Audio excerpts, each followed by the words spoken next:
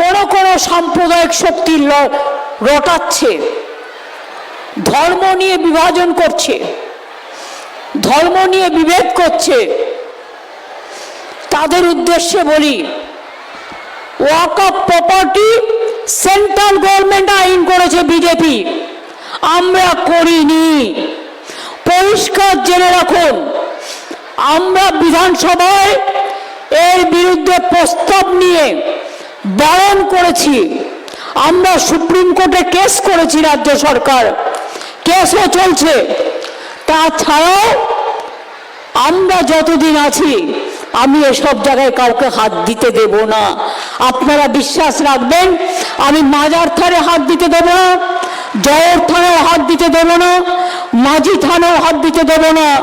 হিন্দু হোক, মুসলমান হোক, শিখ হোক, খ্রিস্টান হোক, ধর্মীয় স্থানেও হাত দিতে দেব না।